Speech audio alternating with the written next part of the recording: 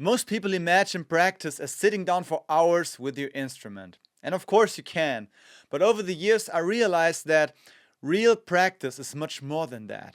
It is focus, discipline, repetition, and patience. Only when I started practicing with intention, I started to see real growth again. So if you feel stuck in your playing, this video is for you.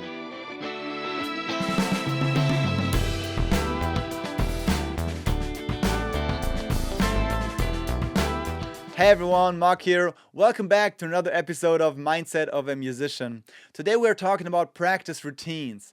And I want to share how I used to practice and how I practice today. Because life changes and our responsibilities change, our schedules change, and for most of us, there's less and less time for those long practice sessions. That's why intentional, focused, and consistent practice matters so much. But before we dive in, if you find these videos helpful or if you enjoy them, feel free to leave a like and subscribe to the channel. So now let's dive in and talk about intensity versus intention. When I started playing guitar at the age of 12, I fell in love with it immediately. I became obsessed with learning new songs, new riffs, techniques, voicings, and chords. So most days I spent nearly all of my free time just playing guitar. And in those days, I improved really fast. So by the time I was in my late teens, I became a pretty decent guitarist and got a lot of praise for it. But eventually, I plateaued without even noticing it. I was still practicing for hours every day, still playing with intensity, but intention was missing. And most of the days, I was just repeating things that I already knew, often in front of the TV. So, of course, there was no real focused practice. So looking back, if I had simply sat down and created a routine around the things that I wanted to improve, I probably would have made more progress in half the time. Instead, I spent hours reinforcing the same habits over and over again. And don't get me wrong, there's still value in just playing for fun or repeating concepts to truly internalize them. It builds stamina, connection to the instrument, and creativity. But my point is, I often picked up the guitar without any real attention behind it. And later in my 20s, I started taking lessons with professional guitarists in my area, and that changed a lot for me because that was the first time that I began writing down concepts and specific things that I wanted to improve, whether it's technique, ear training, speed, timing, or improvisation. And for the first time, my practice actually had a direction. Interestingly enough, my practice hours became shorter, but my progress became much bigger because now I wasn't just practicing harder, I was practicing with purpose and intention. It is the equation to not working harder, but working smarter. And that became the foundation of my own practice philosophy, which we'll dive into right now.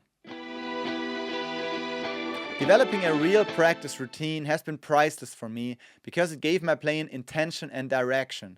And over the years, that philosophy has changed a lot, especially after quitting my part-time job. And these days I play more gigs with different bands and projects than ever before because music is part of how I make a living. And that often means learning a lot of material in a relatively short amount of time. So practicing isn't just about inspiration anymore. It requires planning, focus, consistency, and discipline. And those are the 4 pillars of my practice philosophy. And honestly, I'm not always motivated to practice. And I'm not always motivated to go for a morning run either, or to hit the workout at the gym, or to do the dishes. But if I don't do it, I procrastinate.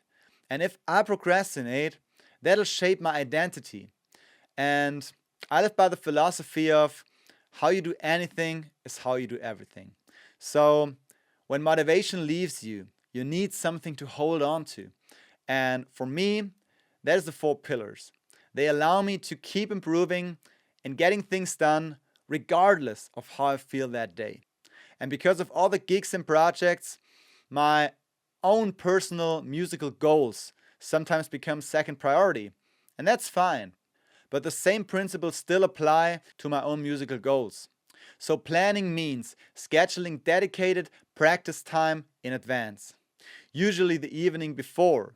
That's when I decide what I'm going to practice, how long I'll practice it, and what needs the most attention. So if I have 2 hours available for practice that day, for example, I will prioritize what is most important or time sensitive first, and then focus on long-term growth afterwards. So focus and discipline are essential during those sessions. No distractions, phone off, and no multitasking. I also try not to practice when I'm exhausted, hungry, or mentally drained, because all of that affects concentration. And lastly, consistency. Repeating the work over and over again until the material, the songs, the techniques, or the concepts truly become internalized. So to make this more practical and visible for you, I want to walk you through my current guitar practice routine. And the intention behind it is pretty simple. It is maintenance and growth. Maintenance means keeping my core skills sharp so that I don't get rusty. Things like speed, timing, triads, scales, chord vocabulary, and fretboard knowledge. And growth, on the other hand, is everything I actively want to improve. So things like improvisation, phrasing, jazz harmony, timing, ear training, and learning completely new concepts. So if I have an upcoming gig, I always prioritize the hardest material first and work my way down to the easier songs afterwards. I also listen to the songs throughout the day whenever I can, so that I internalize the structure, the melodies, and the arrangement. So a typical practice session might look something like this.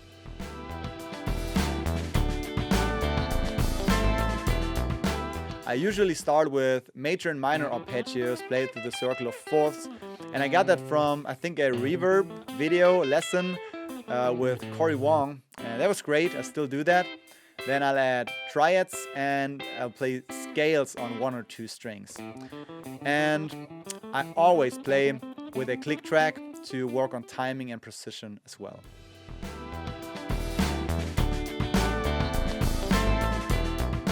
Alright, next up is 10 minutes of improvisation. I mostly play over backing tracks that push me out of my comfort zone. It's often jazzy blues tracks with 2-5-1 progressions in it, because I'm not that good or confident at playing those, but I want to get better at it, and I mean, you have to work on your weakest spot, right? So recording yourself is incredibly helpful because it reveals so much about your phrasing and your timing. And yeah, if you have a DAW, that's great, but if you don't, doesn't matter. Just use your phone, whatever works for you.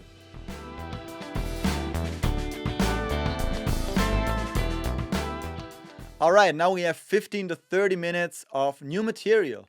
And this is a real growth section. It is learning new songs, solos, techniques, concepts, or transcribing. Whatever it is, it has to be something you've never played or something you want to get better at. And that is the time to work on that.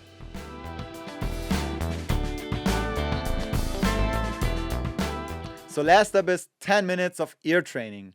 You can either do this by learning songs by ear, which is great, or you can do it by using an ear training app that has more focused exercises. But either way, you can apply these principles not only for guitar playing, you can apply these for singing, for bass playing, for producing, whatever it is. Just build your own practice routine based on your philosophy. And if your practice is planned, focused, disciplined, and consistent, you will improve over time. I know it sounds impressive to say you practiced 8 hours yesterday, but honestly, a lot of that time can be very ineffective. I had days like that in my teens as well, but during that time, I literally had no responsibilities, no real obligations, and no full-time work. And most people today have jobs, families, relationships, responsibilities, and many other things competing for their time and energy. So if you want to build a consistent practice routine, it has to be realistic. And realistic often means short. And of course, short is different for everyone. For one person, it might be 5 minutes. For another, it might be 2 focused hours. The important thing is finding something that you can actually sustain long term. Even 1 minute of timing practice, 5 minutes of learning something uncomfortable, 10 focused minutes with your instrument can move the needle just a little bit if you do it consistently. But therefore, you have to play what you can't play yet. If you repeat what you already know, you stay where you are. But if you challenge yourself regularly, learn something new, and stay consistent with it, growth becomes inevitable. So I hope this video helps you to think more deeply about your practice philosophy and your routine. And if you only take one thing from this video, then it's play what you can't play with focus, intention, discipline, and consistency. And if you want to dive deeper into topics like this, please join me in my Mindset Money newsletter. Link is in the description. So thanks so much for watching, and see you in the next one.